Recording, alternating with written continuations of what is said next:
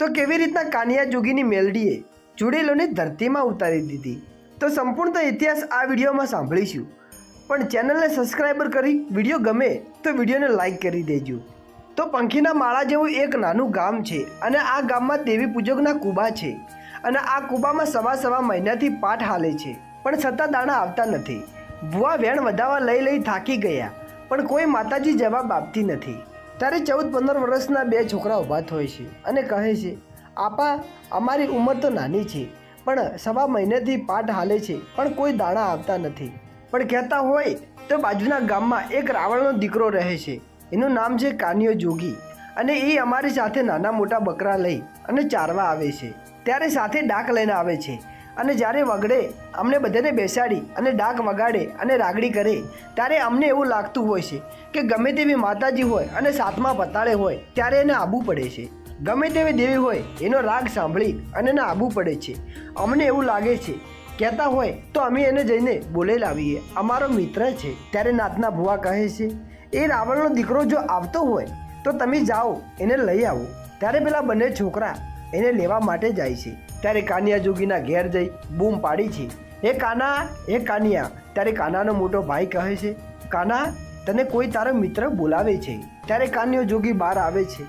ત્યારે પેલા બંને જણા કહે છે, અમે તારા મિત્ર છીએ. ત્યારે કાનો કહે છે, પણ અત્યારે આટલા મોડે અડધી રાતના કેમ આવ્યા છો?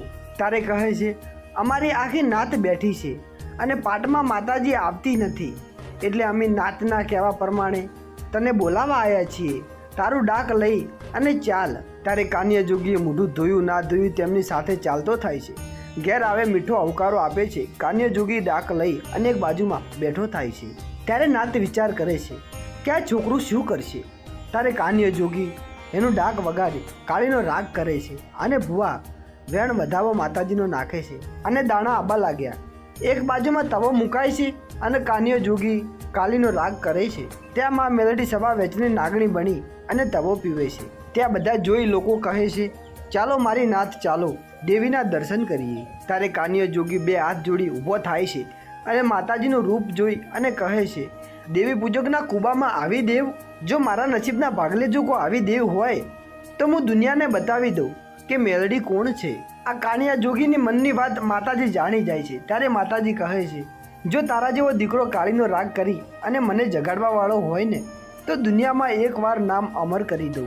ત્યારે કાનિયા જોગીને સવા રૂપિયો આપી અને કાનિયા જોગીનું દેવી પૂજક સમાજ ઓઢમણું કરે છે અને કાનિયા જોગી પછી રાતે 1 વાગે ચાલતો થાય છે ઘર તરફ. દેવી પૂજકના કૂબાની બારે નીકળે ત્યારે માં મેલડી છોકરીનો રૂપ ધારણ કરે છે અને પાછળ હાલે છે. પણ ગામ નજીક પહોંચે એ પહેલાં પાછળ ઝાંઝરીનો અવાજ આવતો હોય છે. ત્યારે કાનિયો જોગી ઊભો રહી અને પાછળ જોવે છે, પણ કોઈ દેખાતું નથી. એટલે એના મનમાં ડર લાગે છે. કાનિયો રાવળ ઝડપીથી ચાલવા લાગે, ઉતાળા પગે ચાલતો પણ માં મેલડી છોકરીના રૂપમાં એની આગળ આવીને ઊભા રહે છે. પણ કાનિયો જોગી જોઈ અને ડરી જાય છે, આ ભૂત હશે કે કોણ હશે આ છોકરીના રૂપમાં. ત્યારે છોકરીના રૂપમાં માતાજી બોલે છે, હે કાનિયા તું ડરીશ નહીં, હું ભૂત કે પલિત કે કોઈ ચૂડેલ નથી. ત્યારે કાનિયો જોગી કહે છે, તો બેન તમે કોણ છો? ત્યારે છોકરી બોલે છે, એ કાનિયા હમણાંથી તવામાં રમતા કોને જોઈ હતી? ત્યારે કાનિયો જોગી કહે છે, એ તો માં મેલડીને મેં જોયા હતા. ત્યારે છોકરી કહે છે, એ કાનિયા એ મેલડી હું જ છું. ત્યારે કાનિયો કહે છે કે હું કેવી રીતના તમને માની લઉં કે તમે જ માં મેલડી છો? ત્યારે એ છોકરી બોલે છે, એ કાનિયા જ્યારે હું તાવામાં રમતી હતી ત્યારે તારા મનમાં એક વિચાર આવ્યો હતો, મારા કર્મમાં જો કોઈ આવી મેલડી હોય ને તો હું દુનિયાને દેખાડી દઉં, એટલે હું તારી પાછળ આવી છું. પણ તારા જેવો દીકરો જો ડાક વગાડી અને મને જગાડવા વાળો હોય ને તો દુનિયામાં નામ અમર કરી દઉં. પણ મેલડી કહે છે, એ કાનિયા તું મને લેતો જા, હું તારા કામ કરીશ અને તું કોઈની સામે ઓગળી કરીશ અને એને હું ચોંટી ના જઉં તો દુનિયામાં મારું નામ નથી મેલડી. પણ કાનિયા જોગી કહે છે, એમાં મેલડી તમે મેલડી જ છો, મારા માથાનો ત્રાટ છો, પણ હું તમને એમને એમ ના લઈ જઈ શકું. તમે કાલે કેવું ખાતું માગો ના માગો, અને મારા કુળમાં વિહત અને મોમાઈ જેવી દેવ પૂજાય છે, અને બીજું મારાથી મોટા ભાઈ છે, એમને હું પૂછું એ રજા આપે તો હું તમને પછી લઈ જાઉં. ત્યારે દીકરી કહે છે, એ કાનિયા તને હું 12 કલાકનો ટાઈમ આપું છું, તું ઘેર જા, તારા ભાઈઓને બધાને પૂછી અને પાછો આવજે. અહીંયા આવી અને મને આનાનો જવાબ આપજે. ત્યાં સુધી હું માં મેલડી અહીંયા ઊભી છું. કાનિયો કહે છે ભલે માં, એટલું કહી ઘેર આવે છે. 2-4 કલાકની વાર હોય છે દિવસ ઉગવાની. ઊંઘે છે પણ ઊંઘ આવતી નથી, ઊંઘ ઉડી જાય છે. થોડા સમય પછી દિવસ ઉગ્યો એટલે નાહી ધોઈ અને મોટા ભાઈને પૂછે છે, એ મોટા ભાઈ, વગડામાં હું માં મેલડીને ઊભી રાખીને આવ્યો છું. તમે કહેતા હોય તો હું એને લાવું અને એના નામનું મારે ભજન કરવું છે. ત્યાં તો કાનિયાનો મોટો ભાઈ બોલે જ છે, આપણા કુળમાં વિહત અને મોમાઈ જેવું દેવ પૂજાય છે. વગડાના રખડતા દેવને આપણે ના લવાય. પણ ભાઈઓ કહેતા હોય છે, એ કાનિયા, આ વગડાના રખડતા દેવ તને શું કરી દેશે? પણ કાનિયાને તો મેલડીની ભક્તિ લાગી હોય. ત્યારે કાનિયો જોગી કહે છે, ભાઈઓ, હું કહેતા હોય તો ગામ છોડી દઉં, પણ માં મેલડીને લાયા વગર નહીં રહું. ત્યારે એના ભાઈઓ કહે છે, તો તું ગામ છોડી અને અહીંયાથી જતો રહે, તારું અહીંયા કોઈ નથી. ત્યારે કાનિયો જોગી કહે છે, મારે કોઈ બીજું નથી જોતું, પણ મારા બાપને આપેલી મને એક દાગ છે, એ મને આપી દો તો હું ચાલતો થઈ જાઉં. ત્યારે પછી એના ભાઈ એને આપી દી છે. ત્યારે કાનિયો જોગી ત્યાંથી લઈ અને નીકળી જાય છે. વગડે આવી અને જે ઝાડ કીધું હતું એ ઝાડે આવી અને બેઠો થઈ જાય છે.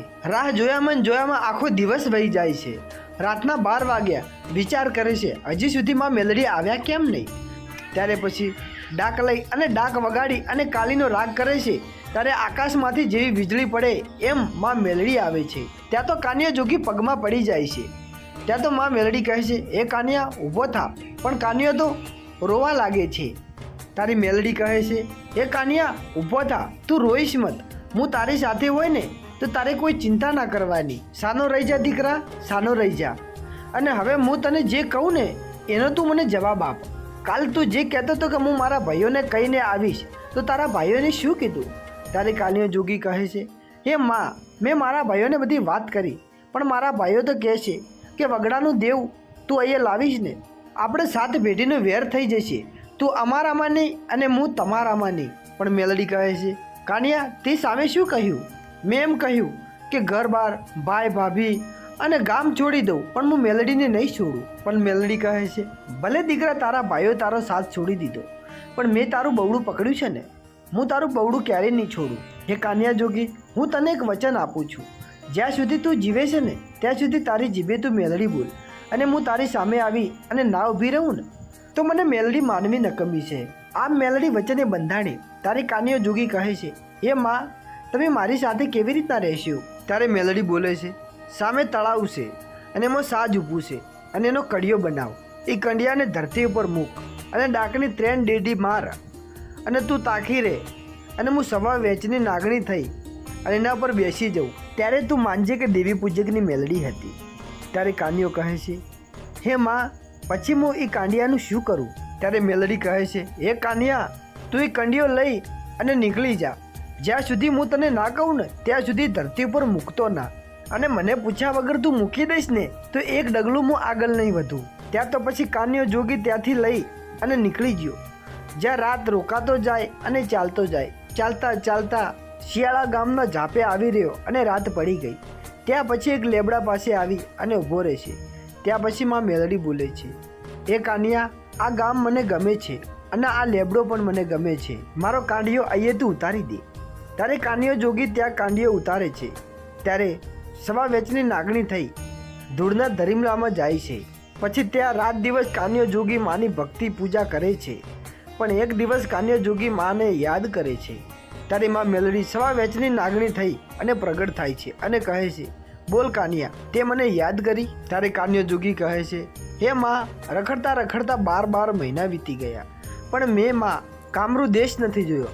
માં, મારે કાંગરૂ દેશ જોવો છે. ત્યાં ઝાંઝુડી ઝાપડી, નુરિયો મહાણી અને ભૂતિયો વડ, બાવો બાળીનાથ, આ બધુંય કાંગરૂ દેશમાં છે. મારે જોવું છે માં. તારે મેલડી કહે છે, એ કાનિયા, તારે કામરૂ દેશ જોવો છે? 1 મહિનો ખાલી ખમી જા. આહો મહિનાથી નવરાત્રિ આવી. આ નવરાત્રિમાં કંડિયાની તું ધૂપ દે. હું સવા વેચની નાગણી થઈ અને બેસી જઈશ, અને પછી તું કંડિયો લઈ કામરૂ દેશના માર્ગે તું નીકળી જજે. આહો મહિનાની નવરાત્રિમાં કાંડિયાને ધૂપ દઈ અને માતાજીને લઈ અને નીકળી જાય છે. ફરતા ફરતા કાંગરૂ દેશમાં તો પહોંચ્યા, પણ ઘોર જંગલમાં ગયા અને રાત પડી ગઈ છે. હવે આ ઘોર જંગલમાં દિવસે કોઈ આવતું નથી અને રાત પડી ગઈ છે. ત્યાં કાનિયો જોગી બીવાવા મળ્યો. ત્યારે મેલડી કહે છે, એ કાનિયા, તું બીતો નહીં, હું લોઢાના દાંતવાળી મેલડી તારી સાથે છું. ત્યારે કાનિયો જોગી હાલતો બારીનાથની મઢોલી સામે જાય છે. ત્યારે ત્યાં આજુબાજુ ચૂડેલો ફરે છે. ત્યારે એમાંથી એક ચૂડેલ બોલે છે, કોણ છે તું અને ક્યાંથી આવ્યો છે? તારે જીવવાની આછા લાગતી નથી. ત્યારે બીજી ચૂડેલ કહે છે, આવ્યો છે તે ભલે આવ્યો છે, હવે તું અહીંથી જીવતો નહીં જાય. એમ કરી બધી ચૂડવેલો હસવા લાગે છે. ત્યારે કાનિયો જોગી કહે છે, હું તો ખાલી કાંગરૂ દેશ જોવા આવ્યો છું. ત્યારે એમાંથી એક ચૂડેલ કહે છે, તું તો પણ અમારો હવે ભોગ બની છે. ત્યાં તો કાનિયો જોગી મેલડી માને યાદ કરે છે. ત્યારે મેલડી આવે છે અને કહે છે, એ કાનિયા જોગી, તું નથી બીવાતો, પણ જ્યારે તારા ઉપર ચૂડેલો હુમલો કરે ત્યારે તું મુઠ્ઠી ભરી ધૂળ લઈ અને એના ઉપર નાખ, અને જો બધીને ભોયમાં ના ભંડારી દઉં તો મારું નામ મેલડી નથી. ત્યારે કાનિયો જોગી મુઠ્ઠી ભરી ધૂળ લઈ અને ચૂડેલો ઉપર નાખે છે. ત્યારે ધરતી ફાટી જાય છે. માં મેલડી બધી ચૂડેલોને જમીનમાં ભંડારે છે અને તે જ સમયમાં અઘોરીની આંખ ખુલી જાય છે. અઘોરી સાધુ આવે છે અને કહે છે, કોણ છે તું અને ક્યાંથી આવ્યો છે? તું ક્યાંથી વિદ્યા લઈને આવ્યો છે? ત્યારે કાનિયો જોગી કહે છે, એ અઘોરી સાધુ, મારું નામ કાનિયો જોગી છે, હું કામરૂ દેશ જોવા આવ્યો છું. ત્યારે જોગી કહે છે, તારી પાસે વિદ્યા નથી તો તું કેવી રીતના અહીંયા પહોંચ્યો? અને મારી ચોકી કરનારી ચૂડેલો હતી એને તું કેવી રીતના ભયમાં ભંડારી?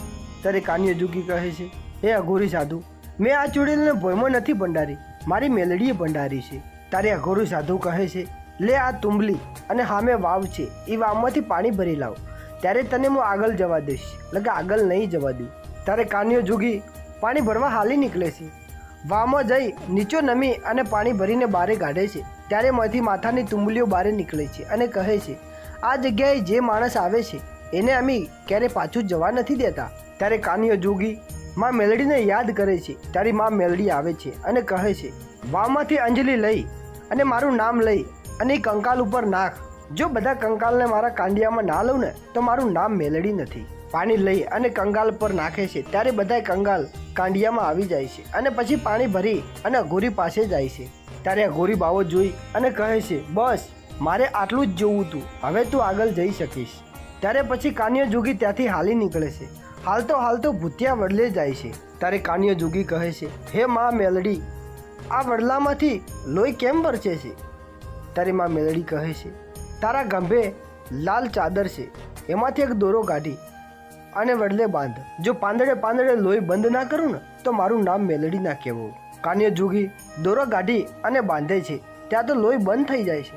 ત્યાં તો પછી કાનિયો જોગી ત્યાંથી હાલી નીકળે છે. મસાણિયામાં આવી જાય છે અને ત્યાં એના પગ લપસવા મળે છે.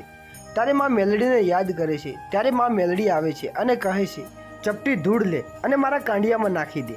જો 84નું ખાતું ના લઈ લઉં ને તો મારું નામ મેલડી નહીં. ત્યારે કાનિયો જોગી ચપટી ધૂળ લઈ અને કાંડિયામાં નાખે છે. ત્યારે પછી કાનિયો ઊભો રહી જાય છે. ત્યારે ગંધા પિયાલાનું ભૂત કાનિયા જોગીને મારવા જાય છે. ત્યારે ત્રિશુલ મારી અને માં મારી નાખે છે. ત્યારે પછી કાનિયો જોગી કહે છે, હે માં મેલડી, હવે આપણે હાલો પાછા જતા રહીએ.